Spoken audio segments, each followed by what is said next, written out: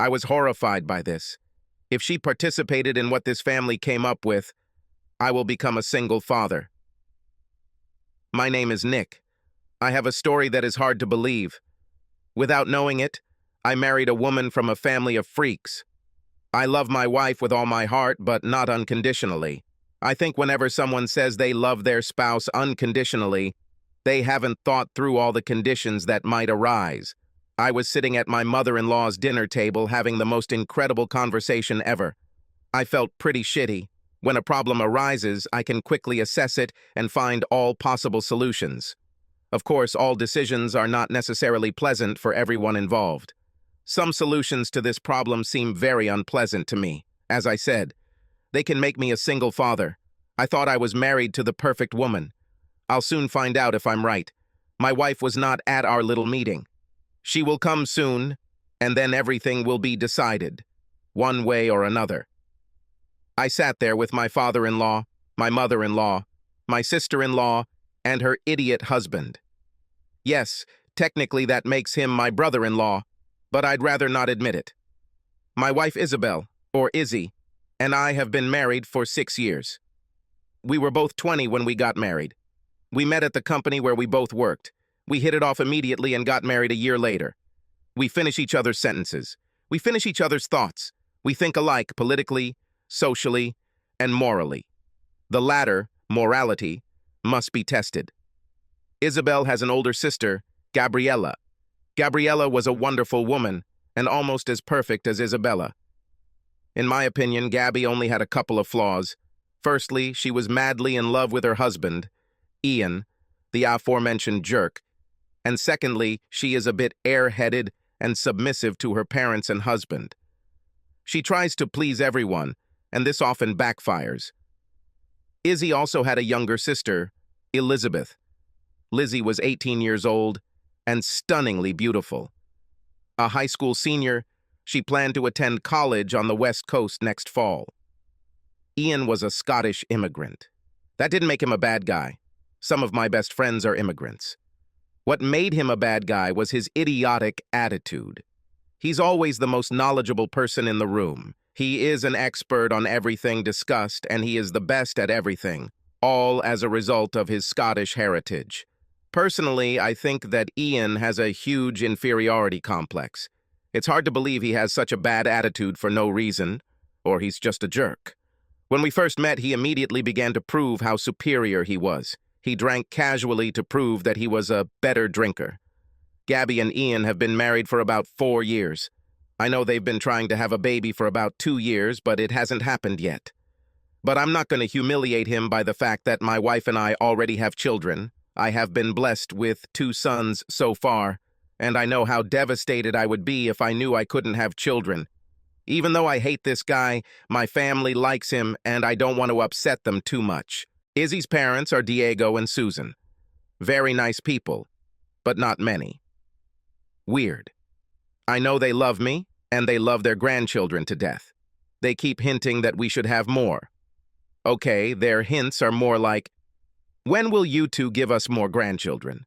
That's pretty much all you need to know about family when it comes to our problem. In the morning, Susan called us at home and asked us to come at noon, if possible without the children. This in itself was shocking. Hey, Nick. What's the matter, honey? I'm in the office. Mom just called. She wants to know if we can arrive at noon. Fits. What's strange is that she doesn't want us to bring the children, she said, entering the office. This is weird. No problem. I'll call Jim and Linda and ask if they can watch them for a few hours. They won't mind. Okay, but I told Melissa I was going shopping with her before her sister's wedding, so I'll be a little late. You do not mind, do you? No problem at all. Okay, honey, I'm leaving. See you there.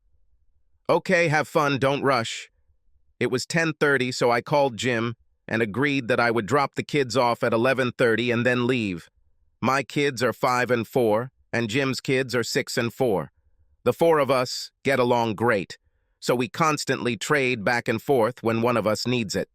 3 minutes to 12, I arrived at my mother-in-law's house. When I entered, the other 4 were sitting at the dining table talking quietly. Lizzie wasn't there. Hey, Nick, Diego said. Take a seat. I sat at the far end of the table, Diego on the other, Susan on my left. Next to Diego, Ian on Diego's left, opposite Susan, and Gabby next to Ian, just to my right.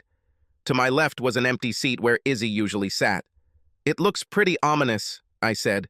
I hope everything is okay. Yes and no, Nick, Diego answered. No one dies, but what we need to discuss is certainly extremely important. Wow, maybe we should wait for Izzy. I could call her and ask her to come over immediately. She is shopping with her friend. Susan said, No, Nick, it's okay. I know how Izzy feels about this. Maybe it's better to talk to you about it first. I didn't like being set up by Isabel. Wait, did Izzy know about this? Did she know that you just wanted me to be here and not her? No, Susan answered quickly. But I know my daughter and the way she thinks. So it's much more important for us to talk to you. Ian looked smug. He had a very annoying smirk on his face. He clearly knew something I didn't, and he knew I wouldn't like it. Gabby looked damn excited. She was pale and held her hands on her chest as if she were frozen. Nick, Susan began, we have a problem. We as a family can solve this problem. We would like to get your consent before we do so. There was silence for about 10 seconds. Okay, I said. What's the problem? Maybe I can help with a solution. You, of course, can be part of the solution, Diego said. Well, Izzy will indeed solve the problem, but you will also be an integral part of it. Okay, how about we stop beating around the bush? What is the problem? Nick, Susan began. A few days ago, Gabriella received an answer from her infertility specialist. She can't have children. She cannot have children of her own and cannot carry a child to term. Gabby sobbed softly and hugged herself tighter. Gabby, I'm so sorry to hear that. I know how much you hoped for children, but there are other options. You guys can always adopt. Susan cut me off. We know about these options, Nick. We already have a solution. That's great, Mom. I'm glad to hear it. If you already have a solution, what's the problem? Nick, said Diego. You know about Ian's origins. He is the last man of his kind. It is important that he can father a son with his own bloodline to continue the bloodline and family name. Of course, Dad. I heard it. But I don't know how you think I can help. For Gabby's sake, I tried to remain serious. I really didn't care about Ian's bloodline. I thought maybe his bloodline should die out, just in case his jerk is hereditary. Well, Nick, we all understand how important this is to Ian and his clan in Scotland, so we know the answer to this problem. The only question is how best to achieve this. Well, I replied, I would say that perhaps Ian should consider having a viable egg fertilized with his sperm and then implanted into a surrogate mother. Then his child will be born to the surrogate mother. It seemed to me that it was not so difficult, as simple as shelling pears. Susan looked at me with a shocked expression. Nick, are you suggesting that our next grandchild should be a test tube baby? You told me Ian had a problem. I just gave you the solution to the problem. Besides, it won't be a test tube. But, Nick, the child will not have our blood. My grandson wouldn't really be my grandson, she said. I looked at her, and a surprised expression appeared on my face. So you want to say that if they go down the path of adoption, you will not accept the child into the family? She realized how terrible that sounded and tried to back away. Well, no, that's not what I meant. But we believe it is important that the child has the blood of not only Ian, but also our family. Unfortunately, Mom, I don't understand how this is possible. Unless, of course, he divorces Gabby and marries Lizzie. No, Nick, there is a way. It's Izzy who can solve the problem. Well, I replied, I'll have to talk to Izzy, but I think she could donate the egg for fertilization and then place it in a surrogate. No, Nick, it's too clinical and impersonal. A child must be created with love. Well, there are no other options, I said. Only Susan spoke. Everyone else stared at the table. Nick, Isabel can give them the child they need. She's in the family, so our blood will be in the child. She will do this for her sister and her husband. Susan, I answered, without using the word mother. Just to be clear, Are you suggesting that Izzy and Ian have a baby together? Nick, this makes sense. Child. At that moment, I started laughing out loud. I laughed so hard, they all stared at me. My wife will never give birth to a child from Ian. Susan was still the only one speaking, which led me to believe it was her idea. Nick, this isn't funny. Ian must continue his family tree and family name, and we want the child to have our blood.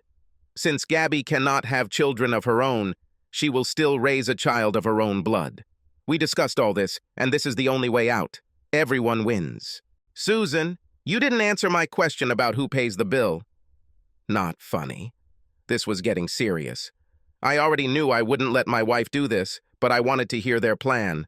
Well, you have good insurance that will pay for everything. Then I should be listed as the father. Well, yes.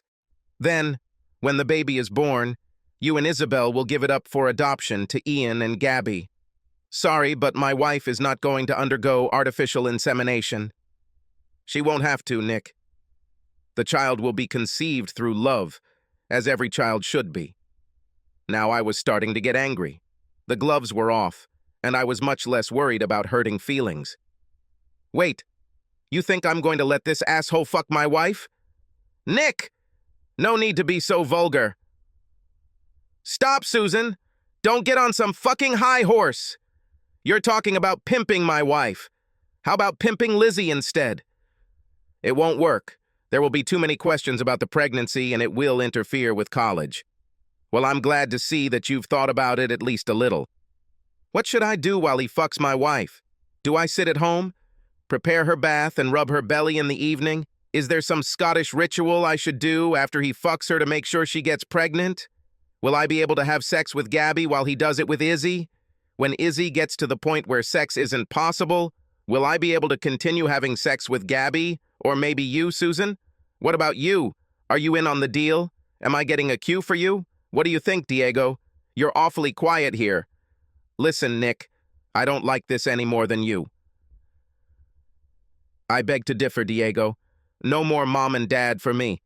I'm pretty sure no one here loves it less than me. I notice that none of you are answering any of my questions. Gabby spoke for the first time. She spoke very quietly, and tears slowly flowed down her face. Nick, this wasn't my idea, but I will do anything to give Ian the son he needs. I don't want him to sleep with Izzy either, but if that's the case, I'll do whatever it takes to make it possible. If you need me to sleep with you. Ian finally found his voice. Never. There is no way he was having sex with my wife. What happened, buddy? Don't you want to change? It's not a matter of exchange. We are talking about the miracle of childbirth and the continuation of the name of my clan. There's no reason for you to make love to Gabby. Don't worry, buddy. We won't make love. I plan to be rude to her. You know, just knock. Maybe if I'm rough enough, she'll get pregnant with my baby. My sarcastic nature was coming out. These people planned the destruction of my marriage. I came out with a bang. Nick, please stop. This won't help. Gabby already feels bad, said Susan. Gabby is the only one in this room I sympathize with. Are you people willing to destroy my marriage to give this asshole a son? What the hell makes her marriage more important than her sister's? You people are sick. I swear to God I will tell everyone I see about your crazy plan. I will be posting it on every social media page I can find, in every building, in every store, in church, whatever you want to call it. Heck, maybe you people could make a business out of this. Ready to confuse our daughters for a just cause. I can't believe Izzy thought I'd be okay with this. She knows how I feel about... Wait, is Izzy involved in this? Does she know? Izzy knows how important it is for Gabby to give birth to Jan's son. I know she will agree with this 100%. Our family sticks together. We help each other, and so does Isabel. It's not your decision, Nick. I know how hard it is for you, but you will see that this is the best way, and everything will work out. Susan, perhaps I wasn't clear enough. Izzy won't do it like my wife. You're right. She can do this without my blessing, but if she does this, we will get divorced. Gabby sobbed. I won't agree to this, no matter what you offer me. No amount of sex with Gabby or you or Lizzie will make me agree. If Izzy agrees to this, my connection with this family will end. My children will know exactly what you psychos did to their parents' marriage to get that idiot to have a son. Nick, you don't understand. I cut her off again. What I understand, Sue, is that you have no respect for me or my marriage. As much as I love Gabby, and I do, she is by far the best person here. I will not sacrifice my marriage so her husband can have a son with her blood by proxy. When Izzy gets here, and she will soon, just remember that you're asking her to ruin her marriage for her brother-in-law's vanity. A real man would not make such demands on his wife as Jan does. I think if this asshole really loved his wife as much as he says he does, he would never even think about ruining her sister's marriage. Hey, said the asshole, it wasn't my idea. I just need a son. It was her idea, he nodded at Susan, to do it this way. Look at your wife, you shit instead of brains. She looks like she's okay with it. You can finally say no to this. At that moment, the front door opened and Izzy walked in. Silence reigned in the room. Gabby was quietly sobbing, Diego was looking at the table, Susan was looking a little angry that things weren't going as planned, and that idiot was glaring at my wife. The wife immediately approached Gabby and began to hug her. Gabby, what's wrong? Are you okay? She looked around the room, then stopped at me. Nick, what's going on? Everything is fine? What happened to my sister? Gabby, everything will be fine. Isabel, I said, please tell me you didn't have a hand in what's happening here. I do not understand what you're saying. Mom told us to come to some important meeting. What's happening? Why is Gabby crying? Okay, I said. I think you're already awake, Sue. I think I'll soon find out where I am. Izzy looked at me in complete confusion. Nick, what are you talking about? What does it mean? Have a seat, Izzy. This is about to get interesting. Ian has a problem, and your mom decided it was your responsibility to solve it.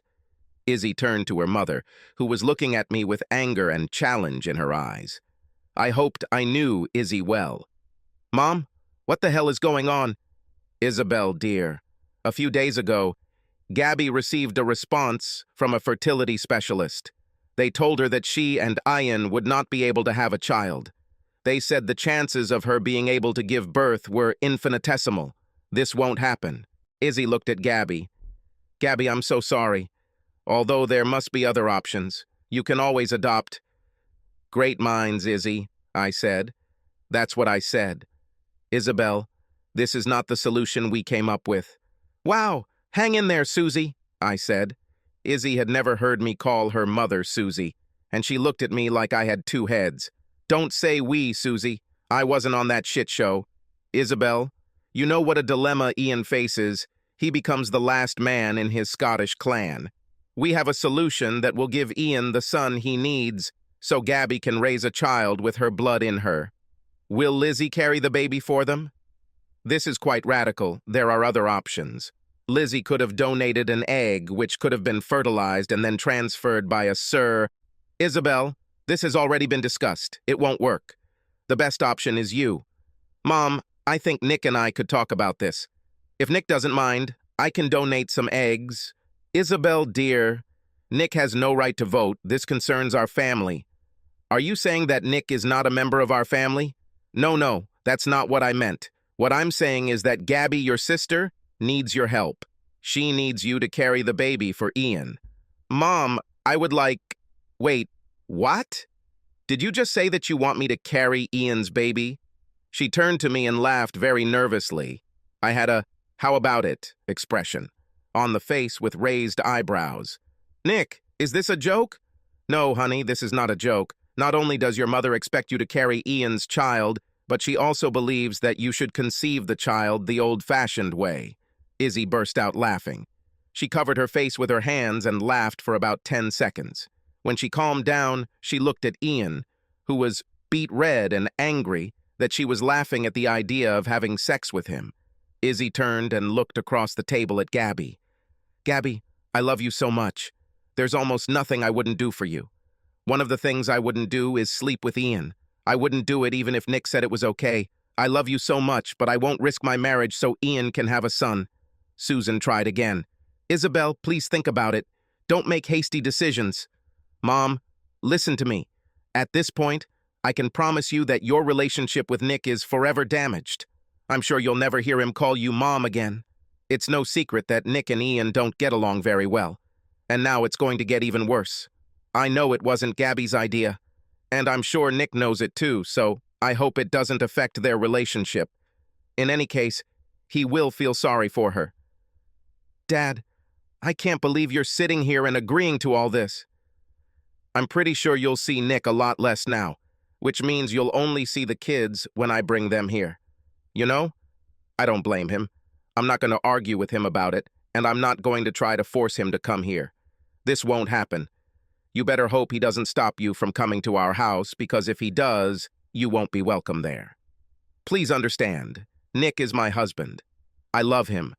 I will do everything in my power to make him happy. There is no competition between you and Nick. Nick always wins. I will never do anything to break his heart. I will never cheat on him. Nick, I want to leave. Can we go? That's right, honey. Gabby, I'm so sorry about your situation. Please call Izzy later or just stop by anytime you want. The rest of us probably shouldn't come to us. I think we'll leave this for a while and then discuss it again. I stood up and Izzy hugged me tightly. When she stepped back, Gabby came over to me too, gave me a big hug, and kissed my cheek. Nick, I'm so sorry that this happened. It's okay, Gabby. I love you and your sister loves you and we are both always with you. 6 months later, I heard the front door open and slam shut. Nicholas, are you home? I'm in the office. What's the matter? I was scared when she called me by my full name. The news was either very juicy or very bad. Let's go to the kitchen. I need to talk to you while I cook dinner. I walked into the kitchen and leaned my back against the counter. Okay, beautiful. What happened? You won't believe what happened. I talked to Gabby today and it turns out she's not sterile. Wait, what? What about doctors? Well, obviously Gabby misunderstood what she was told. You know how airheaded she is. When they said she couldn't have a child, they meant Ian. He is barren. His sperm is not viable. Gabby is fine. Oh, this is amazing. Has your mother already decided who will be allowed to get her pregnant? Very funny. She and Ian were almost done. She was really tired of his crap. She said even his Scottish accent was starting to get on her nerves. Well, it's for the best for her. Well, are you ready to start trying number 3? I love you, sweet. Subscribe to our channel so that your second chaff doesn't cheat on you, and go ahead and listen to the next story, because this story is nothing compared to the next one. If you're under 18, don't even think about listening to the next one.